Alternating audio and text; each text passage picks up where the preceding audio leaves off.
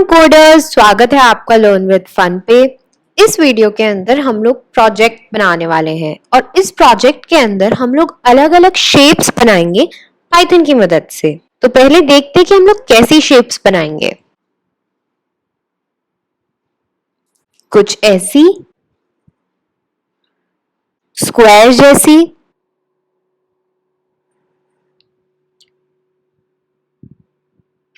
और कुछ ऐसी। पर उससे पहले कि हम लोग ये शेप्स बनाएं, हमारे लिए ये जानना जरूरी है कि मॉड्यूल्स क्या होते हैं। तो मॉड्यूल्स बेसिकली एक पाइथन प्रोग्राम होता है और ये पाइथन प्रोग्राम एक ऐसा प्रोग्राम होता है जो कि हम लोग दूसरे पाइथन प्रोग्राम्स के अंदर यूज कर सकते हैं। अब भला हम ऐसी चीज क्यों यूज करते हैं? हम इसलिए यूज करते हैं ताकि हमारा जो प्रोग्राम हो वो और जल्दी फिनिश हो सके। अगर आपको कोई भी टास्क परफॉर्म करना है अपने पाइथन प्रोग्राम के अंदर, पर उस टास्क को परफॉर्म करने के लिए आपको 20 लाइन कोड की एक्स्ट्रा लिखनी पड़ रही है, पर अगर वही 20 लाइन का कोड आपका किसी और पाइथन प्रोग्राम के अंदर प्रेजेंट है, तो आप क्या कर सकते हो, उस पाइथन प्रोग्राम को आप इंपोर्ट कर सकते हो एज अ मॉड्यूल और उस मॉड्यूल को फिर आप इस्तेमाल करके अपने पाइथन प्रोग्राम को और छोटा और अपनी कोडिंग को थोड़ा आसान बना सकते हो। मॉड्यूल्स के अंदर आपकी फंक्शंस होती हैं, क्लासेस होते हैं, ऑब्जेक्ट्स होते हैं। इन सब चीजों के बारे में आपको इतना चिंता करने की जरूरत नहीं है क्योंकि हमारे एडवांस्ड कोर्सेज के अंदर इन सब चीजों को समझाया जाएगा। अभी के लिए फंक्शंस सिर्फ और सिर्फ एक तरह से पाइथन प्रोग्राम होता है जिसकी मदद से हम कोई लाइन ऑफ कोड को एग्जीक्यूट कर सकते हैं। और मॉड्यूल्स क्या करते हैं? मॉड्यूल्स हमारा जो टास्क होता है उसको और आसान कर देते हैं। हमने जैसे अगर कोई भी मॉड्यूल को इंपोर्ट करा, हमें मॉड्यूल को इंपोर्ट करना पड़ता है, तो अगर हमने किसी भी मॉड्यूल को इंपोर्ट किया तो हमें उसके अंदर क्या कोड है उसको जानने की जरूरत नहीं है। बस इतना जानने की जरूरत है कि उस मॉड्यूल के अंदर क्या क्या फंक्शंस प्रेजेंट हैं, जिन चीजों का हम इस्तेमाल करके अपने कोड को, अपने प्रोग्राम को हम यूजफुल बना सकते हैं। तो हमें उसकी अंदर की वर्किंग कैसे हो रही है, क्या कोड लिखा है क्या नहीं है, उसके बारे में जानने की इतनी जरूरत नहीं है। हमें बस इतना पता होना चाहिए कि उसके अंदर ऐसी कौन सी फंक्शनैलिटीज है या कौन सी ऐसी चीजें जो हमारे काम आ सकती है हमारे प्रोग्राम के अंदर। तो जब हमें शेप्स बनानी होंगी तो हम एक मॉड्यूल का इस्तेमाल करेंगे और उस मॉड्यूल का नाम है टर्टल मॉड्यूल। आगे चल के देखेंगे कि कैसे उसको इस्तेमाल करेंगे। एक और चीज है, क्लासेस और ऑब्जेक्ट्स का आपको एक थोड़ा सा इंट्रोडक्शन दूंगी इसी वीडियो के अंदर। तो चलिए ये हम एक एग्जाम्पल से समझते हैं। हमें पता है कि सर्कल क्या होते हैं। सर्कल एक शेप होती है जिसका एक रेडियस होता है और सर्कल की इनफाइनाइट साइड्स होती हैं। अब क्या ये एक सर्कल है? हाँ, ये एक रेड कलर का बड़ा सा सर्कल है। ध्यान रखिएगा, रेड कलर का बड़ा सा सर्कल। ठीक है, आप थोड़ी देर में समझेंगे कि इन वर्ड्स पे इतना ध्यान मैं क्यों दे रही हूं। क्या ये एक सर्कल है? हाँ, ये एक थोड़ा सा छोटा सर्कल है और ये ब्लैक कलर का सर्कल है। ये क्या रेड कलर के सर्कल से मिलता जुलता है? हाँ, क्योंकि सर्कल है। पर क्या ये एग्जैक्टली वैसा ही एकदम बिल्कुल सेम है? ये नहीं, पर दोनों हैं सर्कल ही। ऐसे ही ये भी एक सर्कल है। ये ब्लू और रेड कलर के मिक्सचर से बना हुआ है हल्का सा, और इसका साइज भी अलग है। अब ये हम मानेंगे कि ये रेड वाले सर्कल और ब्लैक वाले सर्कल जैसा नहीं है, पर ये अभी भी एक सर्कल ही है। ऐसे ही ये वाला भी एक सर्कल है। अब इसके अंदर कोई कलर नहीं है, व्हाइट कलर का है। ये कह सकते हैं ट्रांसपेरेंट है। इसकी बस एक ब्लैक कलर की बाउंड्री है, पर अभी भी एक सर्कल है। तीनों जो सर्कल है इनके जैसा नहीं है, पर एक सर्कल है। तो इसी एग्जाम्पल के अंदर हमने ये समझ लिया कि क्लास और ऑब्जेक्ट क्या होता है। अब मैं बताती हूँ कि क्लास और ऑब्जेक्ट क्या होता है। क्लास अगर आप वर्ड समझो तो हम लोग बोलते हैं ना कि class 7th A, class 8th B, class 10th A बोलते हैं। तो हम लोग क्लास से मतलब ये होता है कि एक ग्रुप, एक बड़ा ग्रुप जो कि सिमिलर टाइप की चीजों को रिप्रेजेंट करता हो।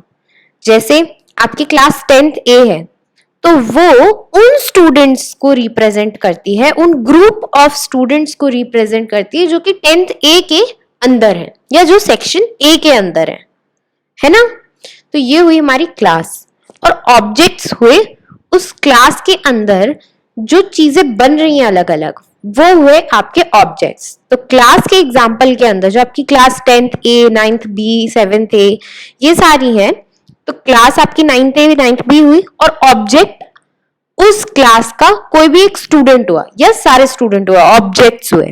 वैसे ही यहाँ पे सर्कल हमारी क्लास हुई और सर्कल क्लास के ये 4 ऑब्जेक्ट्स हुए। तो ये एक सर्कल क्लास का ऑब्जेक्ट है, ये रेड वाला सर्कल एक सर्कल क्लास का ऑब्जेक्ट है, ये एक सर्कल क्लास का ऑब्जेक्ट है, और ये भी एक सर्कल क्लास का ऑब्जेक्ट है।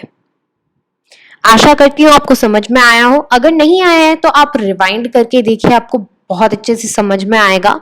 उसके बाद भी अगर आपको कोई डाउट्स है तो आप कमेंट सेक्शन के अंदर लिख सकते हैं, मैं आपके डाउट्स को जल्द से जल्द सॉल्व करने की कोशिश करूंगी। तो भाई अब हम लोग रेडी हैं अपने शेप्स बनाने के लिए, तो फिर देरी किस बात की, चलिए शुरू करते हैं।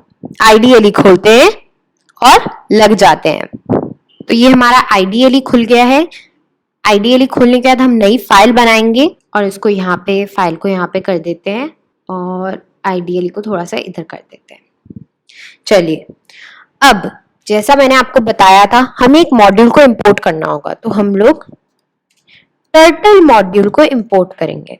टर्टल मॉड्यूल को इंपोर्ट करने का काम ये है कि जो हमने ड्राइंग बनाई थी तो उसके अंदर आपको एक छोटा सा एरो दिख रहा होगा, उस छोटे से एरो को हम टर्टल कहते हैं, और उस टर्टल की मदद से ही, उस टर्टल को मूव कराने की मदद से ही हम वो शेप्स को ड्रॉ कर पा रहे थे। अब टर्टल मॉड्यूल के अंदर एक क्लास होती है टर्टल। अब जो टर्टल मॉड्यूल और टर्टल क्लास उसमें बहुत बड़ा फर्क है। जो टर्टल मॉड्यूल है वो स्मॉल टी से शुरू होती है और टर्टल क्लास जो है वो कैपिटल टी से शुरू होती है। तो एक टर्टल क्लास है, उससे क्या होता है कि हम एक टर्टल क्रिएट कर सकते हैं, हम एक टर्टल के ऊपर ऑपरेशन कर सकते हैं, हम एक टर्टल को बोल सकते हैं कि आप लेफ्ट मुड़ो, राइट मुड़ो, सामने जाओ, टर्न करो, कुछ भी। तो हम क्या करेंगे, हम एक टर्टल ऑब्जेक्ट क्रिएट करेंगे टर्टल क्लास की मदद से, जो कि टर्टल मॉड्यूल के अंदर है। काफी रिडल जैसा साउंड करा होगा, आप रिवाइंड करके सुन सकते हैं अच्छे से और समझ सकते हैं इस लाइन को। तो हम अपने टर्टल का नाम रिया रखेंगे और रिया को हम लोग बनाएंगे एक टर्टल ऑब्जेक्ट। तो हम लिखेंगे टर्टल स्मॉल टी के साथ डॉट कैपिटल टी के साथ टर्टल और यहाँ पे हमारा ब्रैकेट।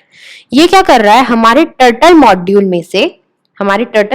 में से एक टर्टल क्लास का ऑब्जेक्ट क्रिएट कर रहा है। तो ये हमारा मॉड्यूल हुआ। इस मॉड्यूल के अंदर डॉट लगाने से उस मॉड्यूल के अंदर हम टर्टल क्लास के अंदर गए। ये कैपिटल टी वाला हमारा टर्टल क्लास है और पैरेंथेसिस का मतलब ये होता है कि हमने एक ऑब्जेक्ट क्रिएट करा है। तो रिया हमारा एक टर्टल ऑब्जेक्ट हुआ। अब इस टर्टल ऑब्जेक्ट को हम बोल सकते हैं कि तुम सामने जाओ, पीछे जाओ, आगे जाओ। असल में हमारा जो टर्टल होता है वो हमेशा, अगर हम लोग स्क्रीन से देखेंगे तो फिर वो हमारा राइट को फेस कर रहा होता है। तो अभी अगर मैं लिखूं रिया डॉट, अगर आप रिया डॉट और कोई भी चीज लिखते हो तो वो रिया वाले ऑब्जेक्ट पे परफॉर्म होती है वो वाली फंक्शन। जैसे मैंने लिखा फॉरवर्ड और फिर मैं मेंशन करूंगी कि मैं कितना स्टेप्स आगे जाना चाहती हूँ। तो मैंने जैसे बोला 120 स्टेप्स आगे, ठीक है। मैं इसको सेव करूंगी और इसको रन करूंगी। चलिए देखते हैं क्या होता है। तो ये हमारी ग्राफिक्स विंडो खुली पाइथन टर्टल की और यहाँ पे क्या हुआ, इवेंचुअली हमारा जो टर्टल था वो यहाँ पे था और ये ऑलरेडी राइट को फेस कर रहा था। उसके बाद हमने क्या कमांड दी थी, रिया डॉट फॉरवर्ड 120। तो ये 120 स्टेप्स आगे चला गया और ये जो एरो है ये हमारे टर्टल को डिनोट करता है। तो ऐसे ही हम लोग कई सारी शेप्स बनाएंगे। चलिए हम लोग पहले शुरू करते हैं एक स्क्वायर के साथ। तो स्क्वायर के अंदर क्या होता है कि हम लोग पहले कुछ दूर आगे जाते हैं, फिर 90 डिग्रीज का टर्न लेते हैं, फिर आगे जाते हैं, फिर 90 डिग्रीज का टर्न लेते हैं, फिर आगे जाते हैं, फिर 90 डिग्रीज का टर्न लेते हैं। तो हम लोग लेफ्ट साइड का टर्न लेंगे। क्यों? क्योंकि ऑलरेडी टर्टल राइट को फेस कर रहा है। हमें टर्टल के अकॉर्डिंग उसकी डायरेक्शन लिखनी होगी, ना कि हमारे व्यू के अकॉर्डिंग। इस समय टर्टल हमारे राइट को देख रहा है, अपने राइट को नहीं। तो हमें टर्टल के अकॉर्डिंग हमेशा अपनी कमांड देनी होगी, ना कि अपने अकॉर्डिंग। अगर आपको समझना है कि टर्टल कहाँ देख रहा है और आपको कैसी कमांड देनी है, तो फिर आप एक बारी अपनी राइट की तरफ मूव करके बैठो और फिर समझो कि क्यों हम लोग लेफ्ट मूव करेंगे।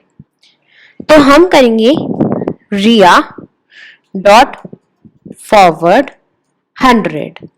इससे क्या होगा, रिया जो हमारी टर्टल का नाम है वो 100 स्टेप्स इधर को आ जाएगी। अब हम चाहते हैं कि जो रिया है हमारी लेफ्ट हो जाए 90 डिग्री से। ठीक है, देखते हैं, इसको सेव करते हैं और रन करते हैं, देखते क्या होता है। देखा, ये क्या हुआ, हमारा जो टर्टल है रिया, ये पहले फॉरवर्ड मूव किया, उसके बाद अभी लेफ्ट मूव कर गया। लेफ्ट मूव करने से क्या हुआ, अब ये हमारी ही डायरेक्शन के अंदर आ गया। जिस डायरेक्शन में हम देख रहे हैं, ये भी अब टर्टल उसी डायरेक्शन के अंदर देख रहा है। अब हम लोग वापस से फॉरवर्ड जाएंगे और फिर से लेफ्ट मुड़ेंगे 90 डिग्रीज। तो ये हम लोग फॉरवर्ड गए और हम लोग फिर से लेफ्ट मुड़ गए 90 डिग्री। फॉरवर्ड 100 ही हम लोग इसलिए गए क्योंकि हमें इस समय स्क्वायर बनाना है और स्क्वायर की सारी साइड्स इक्वल होती हैं। तो जो टर्टल है हमारा इक्वल डिस्टेंस कवर करेगा जितना उसने पहले किया था। और 90 डिग्री इसलिए मूव कर रहे हैं क्योंकि जब हमारा टर्टल आगे जाएगा 100 स्टेप्स, उसके बाद उसे इधर मुड़ना है ना, लेफ्ट को जाना है उसको, तो पहले वो लेफ्ट की तरफ अपना मूव करेगा और फिर आगे बढ़ेगा। तो ये हमने लेफ्ट की तरफ इसका मूव कर दिया। फिर से सेव करते और रन करके देखते कि क्या होगा। ये देखिए, ये फॉरवर्ड गया, उसके बाद लेफ्ट गया, फिर से फॉरवर्ड गया और फिर से लेफ्ट को हो गया। फिर से यही चीज करते हैं। ये देखिए, इस बार क्या हुआ, इस बार इसने ऑलमोस्ट अब अपना पूरा स्क्वायर कंप्लीट करने वाला है और अब ये नीचे की तरफ देख रहा है। अब बस हमें क्या करना है, सिर्फ और सिर्फ फॉरवर्ड 100 करना है और हम अपने उस पर पहुंच जाएंगे। अगर हम चाहें तो रिया डॉट लेफ्ट 90 डिग्री भी कर सकते हैं। क्यों कर सकते हैं? क्योंकि उससे इतना फर्क नहीं पड़ेगा, वो सिर्फ 90 डिग्री से टर्न कर जाएगी, आगे कुछ नहीं करेगी। तो ये हमने फिर से लिख दिया और अब सेव करके रन करते हैं। ये देखिए, हमारा पूरा स्क्वायर बन चुका है। तो ऐसे बनाया हमने अपना स्क्वायर। अब अगर आप यहाँ पे देखोगे तो हम लोग यही दो लाइंस 4 बार रिपीट कर रहे हैं, है ना। और जब भी हम लोग रिपीट करते होते हैं तो हम लोग क्या करते हैं, फॉर लूप का इस्तेमाल करते हैं या फिर वाइल लूप का इस्तेमाल करते हैं। मैं फॉर लूप का इस्तेमाल करूंगी, आप चाहें तो वाइल लूप का भी इस्तेमाल कर सकते हैं। फॉर, अब हम लोग ले लेते हैं let's say D in range 0, क्योंकि हम क्या चाहते हैं, ये चीज 4 बार रिपीट हो, है ना। मतलब हमें 4 स्टेप्स चाहिए, तो हम लोग 0,4 लेंगे। क्यों लेंगे हम 0,4?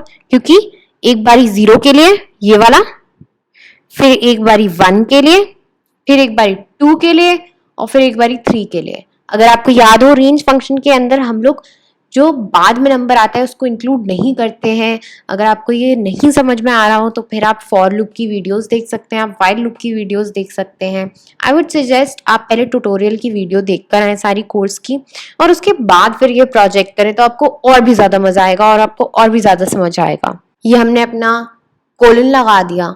अब अगर आपको एक चीज ध्यान हो तो हम लोग यहाँ पे क्या करते थे, हमारी यहाँ पे स्पेसिंग आती थी। तो स्पेसिंग देने के लिए हम लोग इसको सिलेक्ट करेंगे और टैब पे प्रेस कर देंगे, तो फिर हमारी स्पेस भी करेक्टली आ जाएगी। अब हम लोग चाहते हैं कि ये सिर्फ ये 2 लाइन 4 बार रिपीट हो, है ना। ये वाली भी अगर बार बार रिपीट होंगी तो गड़बड़ हो जाएगी ना, तो हम इसको डिलीट कर देंगे। ये हमने कर दिया इसको डिलीट। अब इसको सेव करेंगे और इसको रन करेंगे और देखते हैं कि एग्जैक्टली सेम रन होता है कि नहीं। ये देखिए, ये एग्जैक्टली सेम रन हुआ। क्यों? क्योंकि हमने 4 बार सेम ही चीज रिपीट करी। ऐसे ही अगर हमें सर्कल बनाना है तो हम लोग क्या कर सकते हैं कि हम लोग अपना एंगल, जिस एंगल से हम लोग टर्न कर रहे हैं और जो हम लोग स्टेप कर रहे हैं उसको कम कर सकते हैं, साथ साथ जो हमारी रेंज होगी उसको ज्यादा कर देंगे। तो लेट्स से मैं अपनी रेंज 50 रख देती हूँ, फॉरवर्ड लेट्स से मैं 1 कर देती हूँ और एंगल में 3 कर देती हूँ। मैं श्योर नहीं हूँ कि फुल सर्कल बनेगा कि नहीं, पर हम लोग देख सकते हैं। ये मैंने सेव करा और F5 दबाया रन करने के लिए। सी काफी स्लोली, ओके ये आधा सर्कल बना है, इसका मतलब हमें इसकी रेंज थोड़ी सी बढ़ानी पड़ेगी। हमने रेंज इसलिए बढ़ाई ताकि ये वाला जो फंक्शन है ना ये थोड़ा और रन होए, जैसे वो और रन होएगा ना तो वो थोड़ा और पोर्शन बनाएगा। 50 के बजाय हमें 150 रख लेना चाहिए, थोड़ा सा एक्स्ट्रा बन जाएगा तो कोई दिक्कत नहीं है। देखते हैं, ये देखिए क्या स्मूथली ये जा रहा है, हो गया है ना, ये एक छोटा सा सर्कल बन गया। अगर आप थोड़े सर्कल को बड़ा बनाना चाहते हैं तो फिर आप यहाँ पे एंगल को थोड़ा सा कम कर दीजिए और जो हमारा फॉरवर्ड जितना स्टेप हम लोग हो रहे हैं उसको थोड़ा सा बढ़ा दीजिए। सेव किया, रन किया, तो ये देखिए ये थोड़ा सा बड़ा सर्कल तैयार हो गया हमारे लिए। ये देखिए, तो ये एक बड़ा सर्कल तैयार हो गया। तो ऐसे हम लोग एक सर्कल बना सकते हैं। अब अगर हम चाहते हैं कि हम पेंटागन बनाएं, तो पेंटागन के अंदर 5 साइड्स होती हैं, तो यहाँ पे हम लोग 5 लिखेंगे। अब हम लोग पेंटागन ऐसा बनाना चाहते हैं जिसकी जो साइड्स हो उनकी लेंथ 50 हो, ठीक है।